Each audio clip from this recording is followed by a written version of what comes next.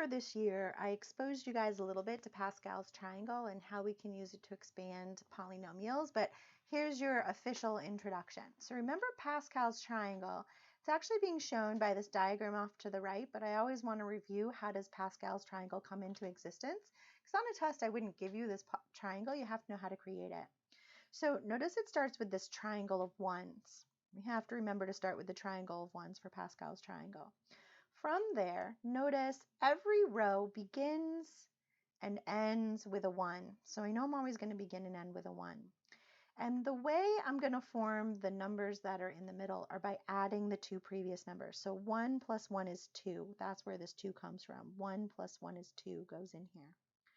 My next row also begins and ends with a 1, and then I'm going to add the pairs of things above it. So 1 plus 2 is 3, and 2 plus 1 is also 3.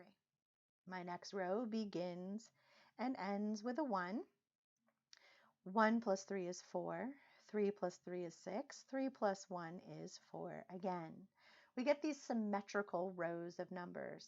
Take a minute and without cheating at the triangle, go ahead and try and create the next row. I'm going to pause, I'll write it down, and then when you unpause me, you'll be able to see. Hopefully you got 1, 5, 10, 10, 5, 1. You can keep going on infinitely, creating additional rows of Pascal's triangle, but that's how the pattern works. All right, so that's the triangle. I'm just going to write an arrow over here because that's what we're talking about. Over here, this was how to create Pascal's triangle. So that's the first bit of background information. The other one is, what do we mean by expand? Well, expand just means to multiply it out.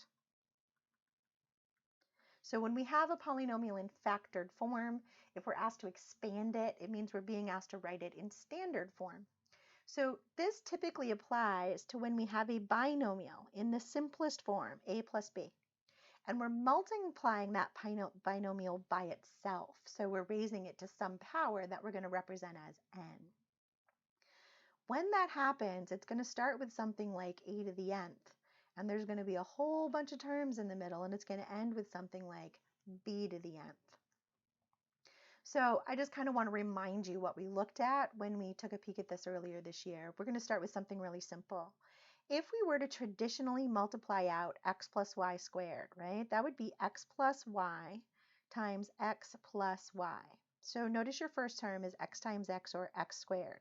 That's what we were talking about up here. In the middle, I'd have an x times y from the outside terms, and then another x times y from the inside terms. So that's 2 xy's. And then my last term, y times y, will give me a y squared. That's what I was talking about down here. Notice if you look at those coefficients, the coefficient of the first term is 1. The coefficient of the last term is 1. The coefficient of the middle term is 2. Notice that's the second row of Pascal's triangle. And this will work if you multiply anything out by hand, but we don't want to have to multiply bigger things out by hand. So we're going to look at how to use the pattern. So here's our first example. Use Pascal's triangle to expand a plus b to the 5th power. Okay, first of all, when I was raising something to the 2nd power, I used the row that started with a 2. Now, you might say, Mrs. Leonard, it starts with a 1. But every row starts with a 1, so that's not very helpful. When we say starts with, we mean this row of the numbers. The first number in a row that's not a 1. So if I'm looking for something to the 5th power, I want this row, the row that starts with a 5. So I'm going to start by taking those coefficients. I'm going to write them out with lots of space between them, like I'm making a big table, because I know what's coming. All right, next. Notice if I look at the x's in the example we just did a minute ago, the first term has an x squared, the second term has just an x, and the third term has no x at all. So this was an x squared because this was a power of 2. So that means I'm going to get an a to the 5th because my first term is a and my highest power is 5. It's then going to go down by 1. So next I'm going to have an a to the 4th, and then an a cubed, then an a squared, then an a, and then absolutely no a's. If you really wanted to, you could call that a to the 1st and then a to the 0, knowing that a to the 0 equals 1. Personally, I just leave it blank.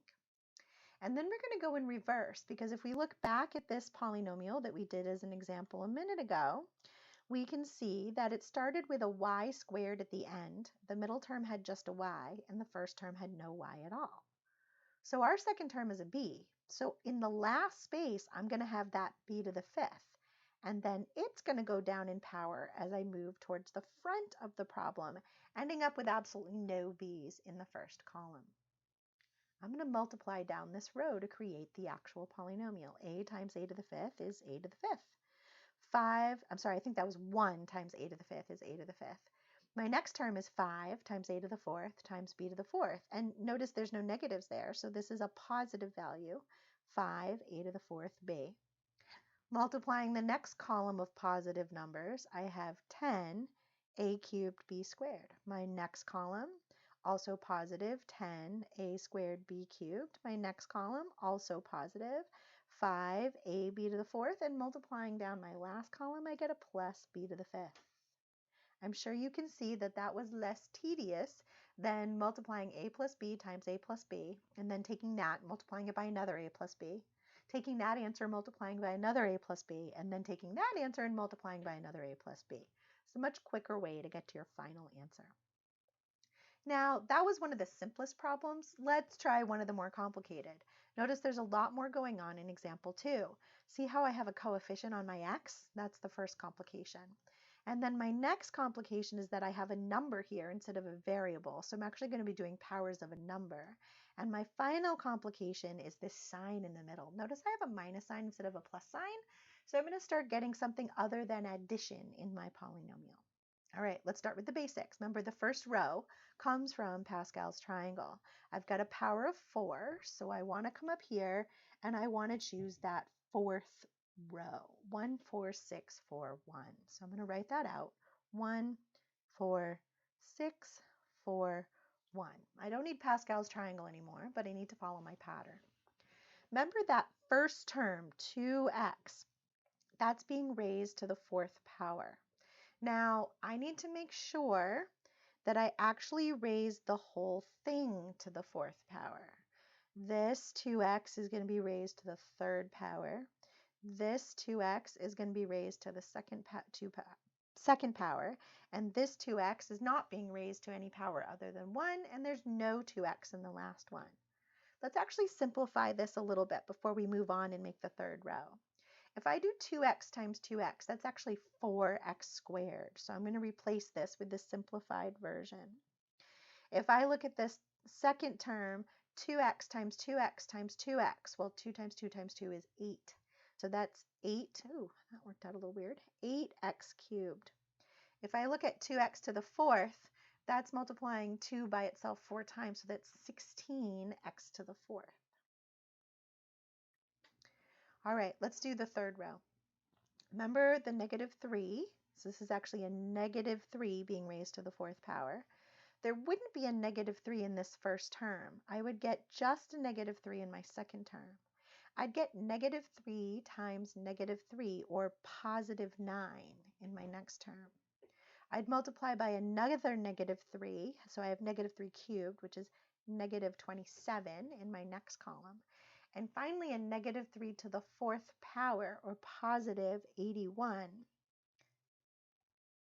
in my last column. Next, I need to multiply down the row. And this is a little bit more complicated because these columns now contain more than one number, so I actually have to do the arithmetic out. The first one's pretty simple. That's still just 16x to the fourth. Notice my second term is going to be negative because there's one negative present. When I do 4 times 8 times negative 3, I get negative 96 and x cubed. My next term is going to be positive because there's no negatives in that column. 6 times 4 times 9 is 216 x squared. My next term will be negative. 4 times 2 times 27 is another 216, this time with just an x. And finally, 1 times 81 is just a positive 81. Even with the added complication of having sign changes and actually having to multiply some numbers by each other, this is still less complicated than having to multiply that binomial out 4 times.